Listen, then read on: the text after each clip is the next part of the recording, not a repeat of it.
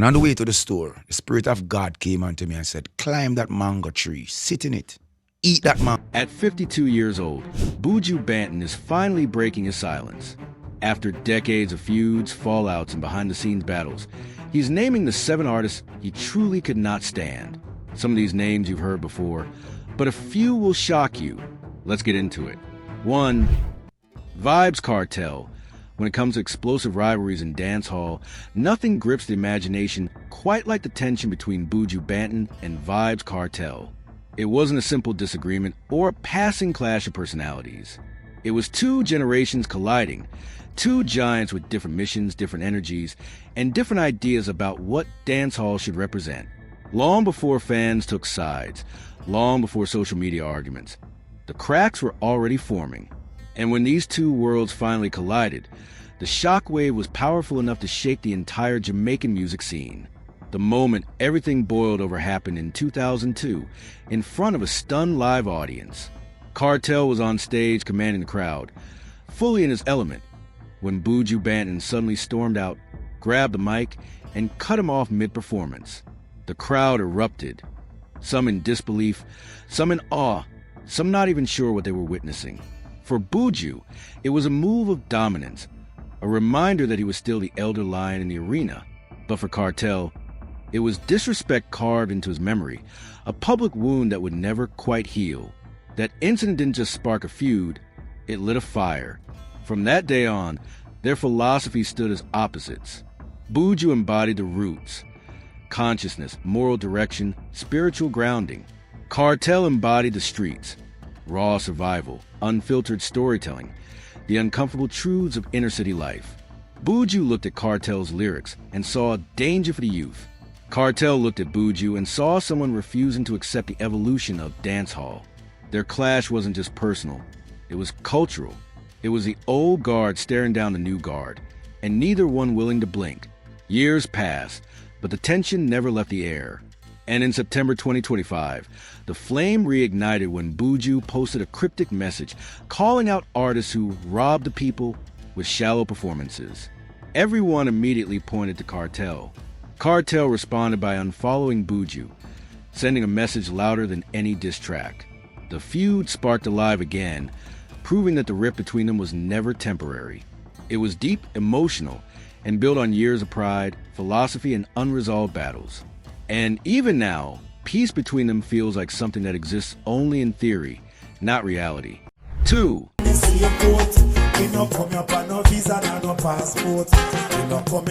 Junior Reid. The feud between Buju Banton and Junior Reid is one of those stories that reminds you how quickly respect can turn into resentment in the music world.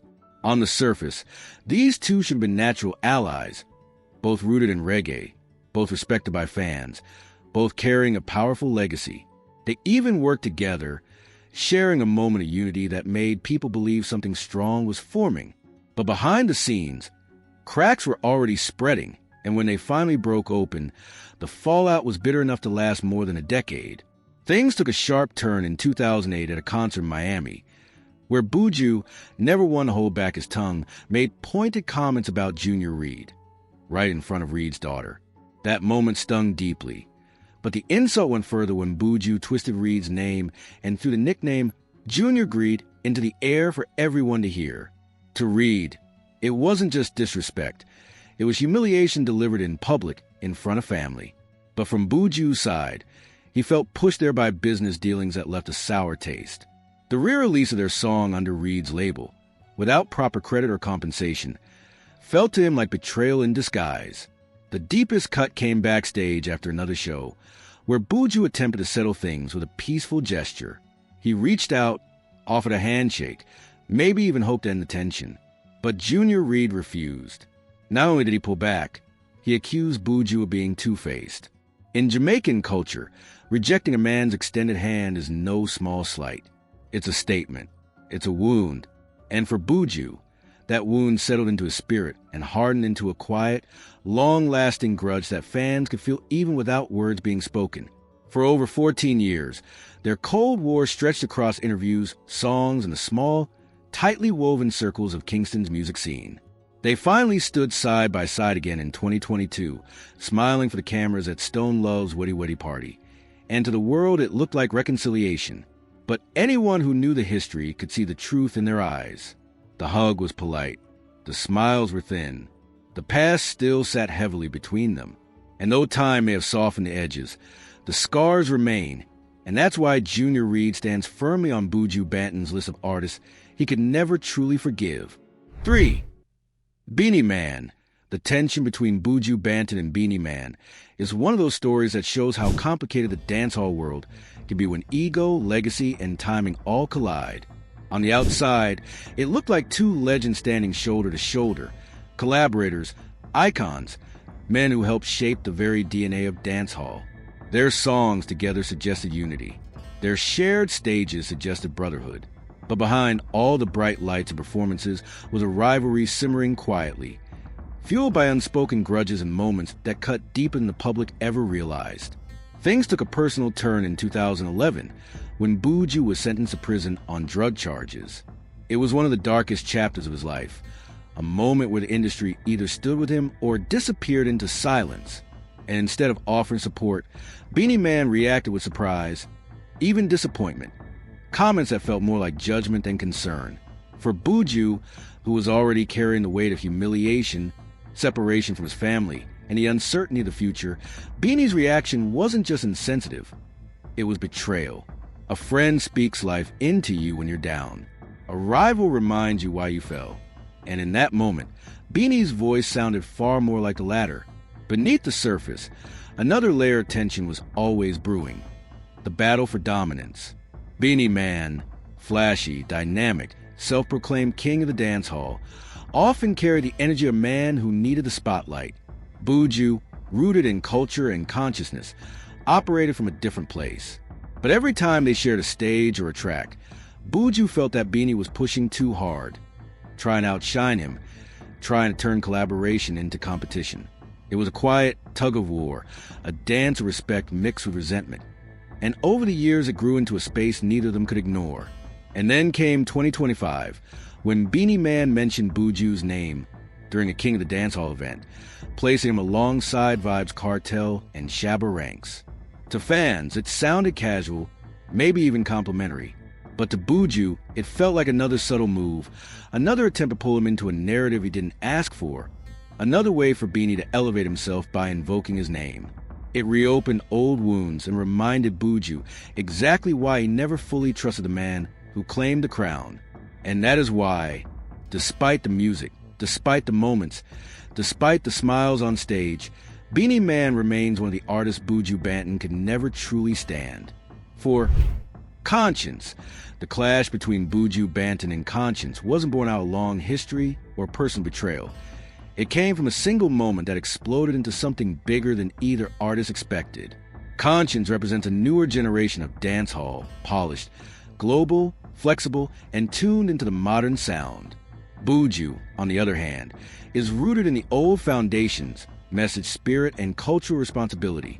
Their worlds were already different, but in 2021, one statement turned those differences into open tension, and fans watched it unfold like a spark hitting dry grass. It started when Buju made a bold declaration. Despite being behind bars, Vybz Kartel was still running dancehall, and the newer artists weren't stepping up. He said too many of them were slacking, letting Kartel dominate the culture from a cell.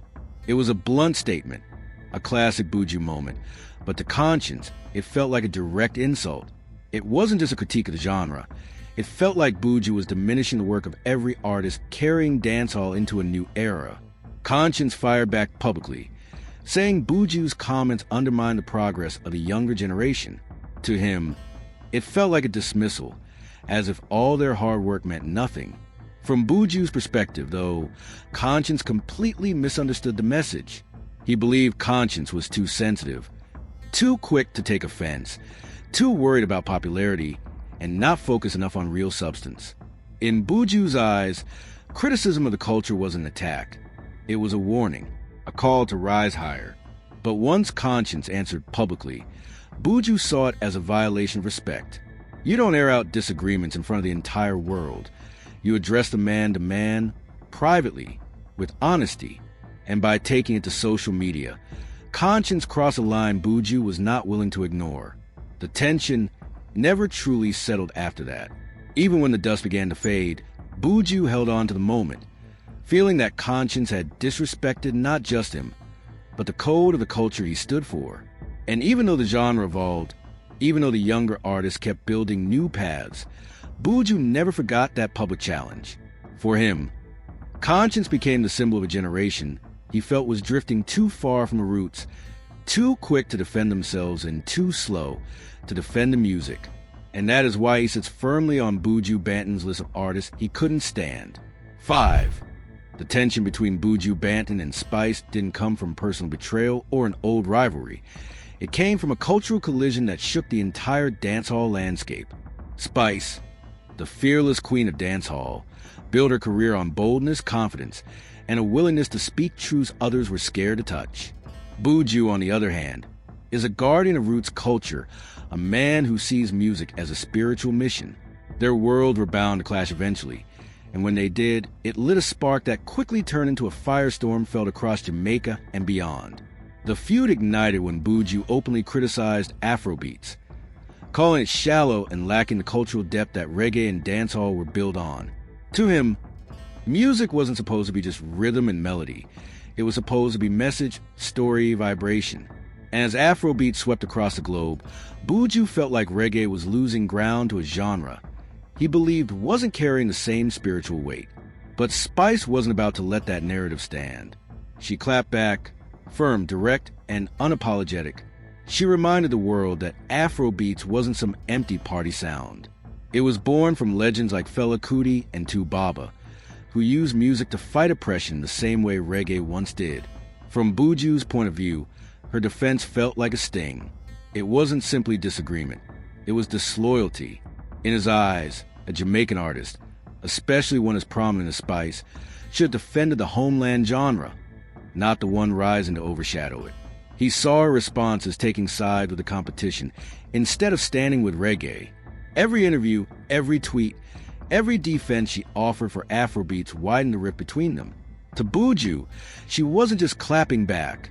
She was challenging his legacy, questioning his authority as an elder in the music world.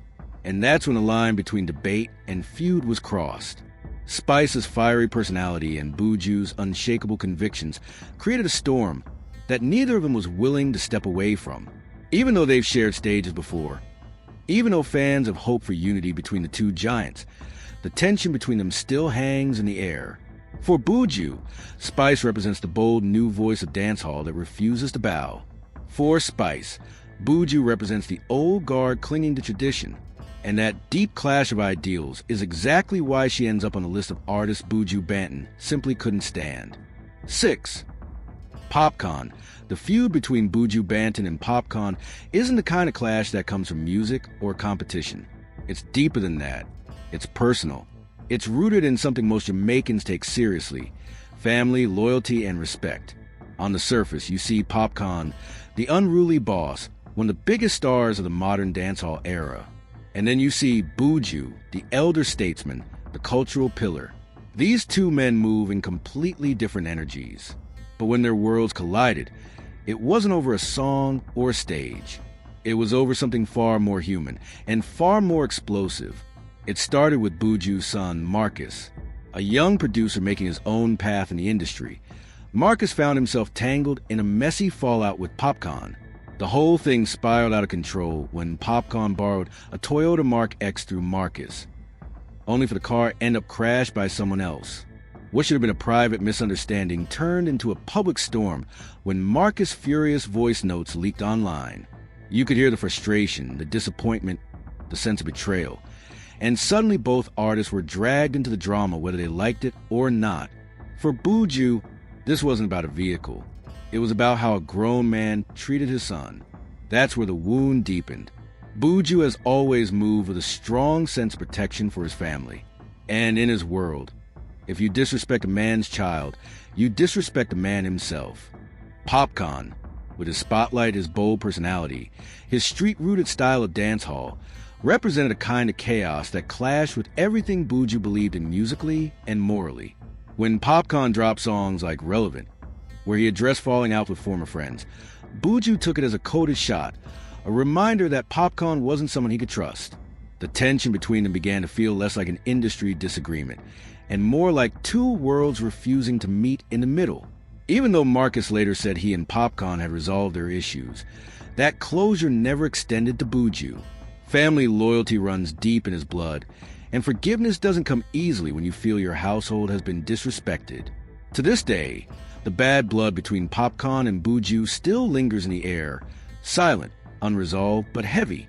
And that is why Popcaan sits firmly on Buju Banton's list of artists he simply could not stand, no matter how much time passes or how many fences get mended around him. 7. Shawn Storm. The feud between Buju Banton and Shawn Storm isn't just another dancehall clash. It's the kind of bad blood that spreads through loyalty, camp politics, and the unspoken rules of the streets. Shawn Storm, born Sean Campbell, didn't just rise in dancehall. He rose under the shadow and mentorship of Vybz Kartel, the very man Buju already had a long, bitter history with. From the moment Shawn Storm aligned himself with Kartel's Gaza camp, the tension between him and Buju wasn't a question of if. It was a question of when it would explode. Shawn Storm built his reputation as one of Kartel's most loyal soldiers, standing beside him through thick and thin, even after Kartel's incarceration. In Buju's eyes, that loyalty came with price. Anyone who planted their flag under Kartel's banner instantly inherited the feud, a kind of inherited warfare that dancehall fans understood, even without a word being spoken. But things didn't stay silent for long. Shawn Storm didn't just support Kartel. He jumped into the feud headfirst, throwing his own shots at Buju and making the rivalry personal. The breaking point came when Shawn Storm publicly called Buju a big cokehead, one of the most insulting labels you could attach to a man who had already served time for drug-related charges. It wasn't just a diss. It was a direct hit at Buju's darkest chapter, his deepest wound. That insult didn't come off like a young artist speaking his mind. To Buju, it felt like Shawn Storm was simply echoing Kartel's hatred, playing mouthpiece for a camp that had been provoking him for years. That kind of disrespect, especially coming from someone much younger, crossed a line Buju would never walk back from. And that's why, even today, Shawn Storm's name sits in a category of its own. When Buju thinks of him, he doesn't just see an artist, he sees a symbol of the Gaza camp, an extension of Kartel's voice, and a reminder of every wound that feud had created. For Buju, forgiveness isn't even on the table. The animosity runs too deep, too layered, too tied into loyalty and pride. And that is why Shawn Storm remains one of the artists Buju Banton could never stand, not then, not now, and likely not ever.